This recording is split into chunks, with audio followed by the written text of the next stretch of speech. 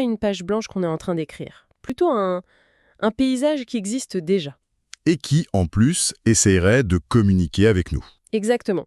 Ça paraît complètement fou, non?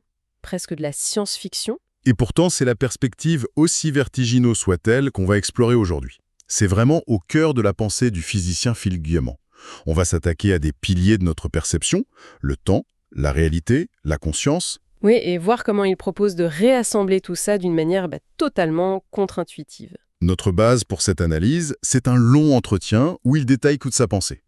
Et c'est un mélange assez détonnant. Il y a de la physique quantique, bien sûr, de la relativité. Mais aussi une bonne dose de métaphysique, il faut le dire.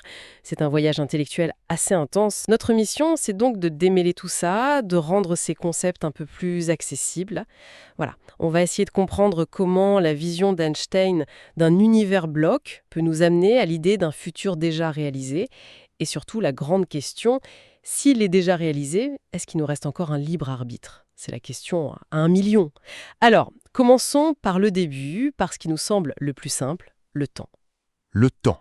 Intuitivement, on le voit comme une rivière qui coule toujours dans le même sens. Oui, du passé vers le futur, au même rythme pour tout le monde. C'est la bonne vieille horloge de Newton, la physique classique. Une vision simple, rassurante, Très rassurante, mais qu'Albert Einstein a fait voler en éclats au début du XXe siècle. avec la relativité. Exactement.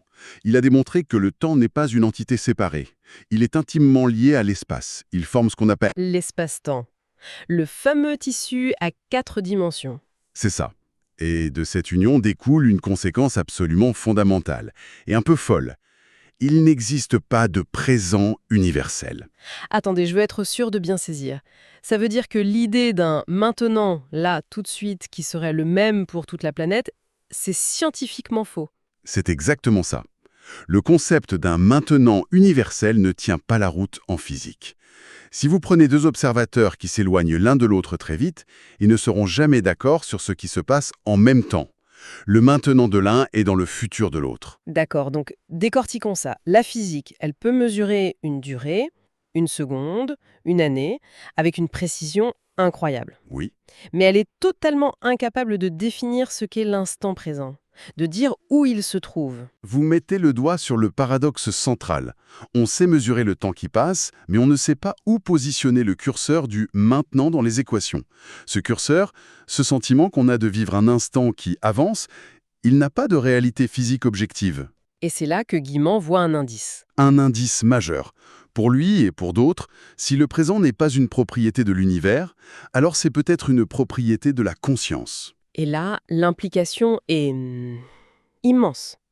Si le présent n'est qu'une perception de notre conscience, Ça veut dire que le passé n'a pas vraiment disparu. et que le futur, Il existe déjà. c'est le modèle de l'univers bloc. Mais sur le disque en même temps. Le laser qui lit le DVD, c'est notre conscience. Elle se déplace le long du film et elle crée l'illusion du temps qui passe en éclairant une seule image à la fois.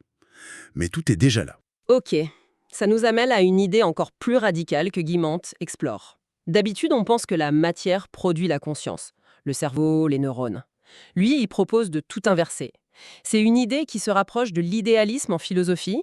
La conscience serait première. L'espace, le temps, la matière, tout ça ne serait que des constructions de notre conscience. Des constructions pour interagir avec. Quoi au juste? Avec ce qu'il appelle le réel. Un réel bien plus vaste, de nature quantique, purement informationnel.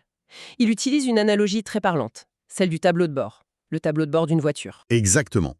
Ce qu'on appelle réalité, les objets, les couleurs, c'est notre tableau de bord. C'est une interface simplifiée, utile. Comme la jauge d'essence. Voilà.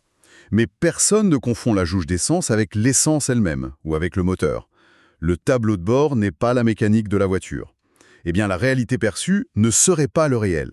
Ça fait penser à cette idée de la physique quantique où le fait d'observer quelque chose semble forcer à exister, à choisir un état. C'est lié, mais la vision qu'il présente est un peu plus nuancée.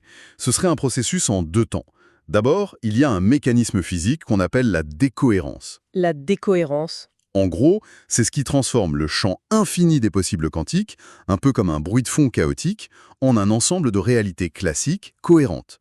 Ça ne choisit pas une réalité, mais ça crée un menu de réalités possibles. Ah d'accord. Donc la conscience n'est pas une magicienne qui crée tout à partir de rien. Non. Elle est plutôt comme Quelqu'un qui choisit dans un menu déjà établi par les lois de la physique. C'est une excellente manière de le formuler. Et ensuite, c'est là que la deuxième étape plus spéculative interviendrait. Notre cerveau, il agirait comme un filtre de perception qui, parmi ce menu de réalité, n'en sélectionnerait qu'une seule à la fois. Comme dans cette illusion d'optique où l'on voit soit une jeune femme, soit une vieille dame. Précisément. Notre cerveau choisit l'une ou l'autre, il ne peut pas voir les deux en même temps. Il ferait pareil avec les lignes de temps. D'accord. Mais là, ça soulève une question un peu angoissante. Si mon cerveau choisit une réalité de manière presque automatique, où est mon libre arbitre? J'ai l'impression de n'être qu'une passagère. Vous touchez au cœur du problème. Et c'est là que Gulman introduit sa théorie la plus personnelle, la plus originale. Il nous dit, oui, le futur est déjà réalisé dans l'univers bloc, mais il n'est pas figé. Il est flexible. Il est flexible. Et pour expliquer ça, il utilise sa métaphore la plus célèbre, celle du GPS. Un GPS. Oui. Imaginez votre vie comme un itinéraire calculé d'avance. C'est votre destinée, votre chemin le plus probable. Mais le long de cette route, il y a des carrefours, des points de décision. Il les appelle des bifurcations. Et à ces bifurcations, on peut... On peut ne pas suivre l'itinéraire prévu, on peut faire un autre choix. Ah oui, comme quand on rate une sortie sur l'autoroute. Le GPS panique un peu, il dit « faites demi-tour dès que possible », mais si on insiste... Il finit par abandonner l'ancien trajet. Et il recalcule un tout nouvel itinéraire complet. D'accord. Et ce mécanisme de recalcul a une conséquence majeure. Si le futur peut être modifié, ça veut dire qu'il doit pouvoir informer le présent qu'un autre chemin est possible. Une information qui vient du futur. Exactement. Un flux d'informations qui s'écoule du futur vers le présent. Et c'est ce flux qui, selon lui, est à l'origine du phénomène des synchronicités. Donc le libre arbitre, si je résume l'idée, ce n'est pas d'écrire le futur sur une page blanche. Non. C'est de savoir dire non à l'itinéraire par défaut pour forcer le GPS à en calculer un nouveau. C'est ça. Notre pouvoir est dans le choix de la bifurcation. Le libre arbitre s'exercerait à ces moments clés. Et ce flux d'informations du futur, c'est ce qui expliquerait ces coïncidences étranges pleines de sens qu'on peut vivre. Selon cette théorie, oui, ce ne serait pas du hasard, mais un signal. Un signal de quoi? Un signal qu'une bifurcation est disponible. Le mécanisme qu'il propose est une sorte de boucle. Quand on désire intensément un autre futur, on augmente sa probabilité d'existence.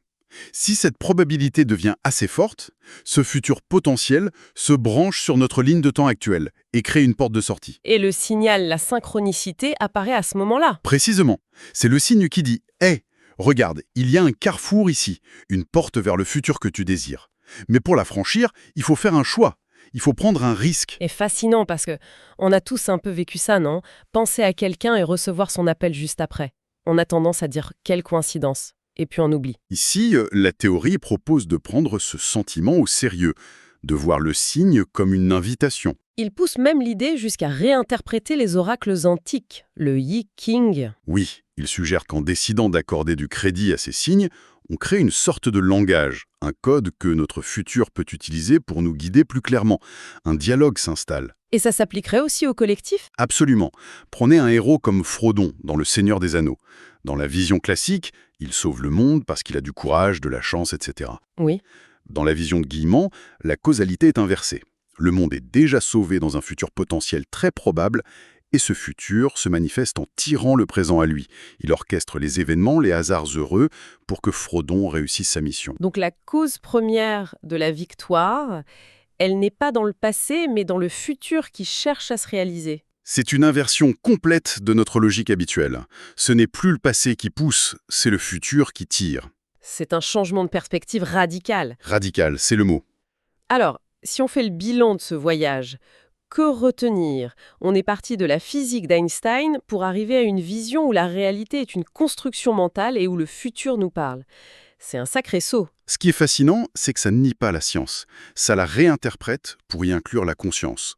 Et le libre arbitre n'est pas anéanti, il est redéfini. Il ne s'agit plus de créer son futur à partir de rien. Non, mais de devenir un navigateur habile, capable de choisir entre les différents chemins que le futur nous propose. L'enjeu devient donc notre capacité à être attentif à ces bifurcations, à ces signes, pour pouvoir naviguer consciemment au lieu de suivre la route par défaut.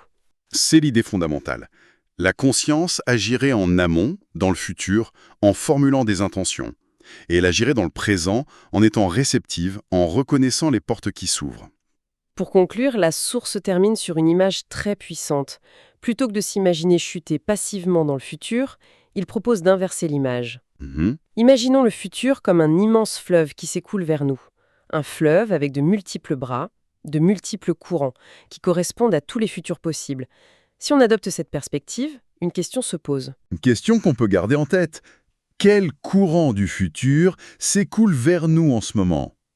Et surtout, comment pourrions-nous apprendre à devenir de meilleurs navigateurs sur ce fleuve du temps, pour choisir notre courant plutôt que de simplement se laisser porter?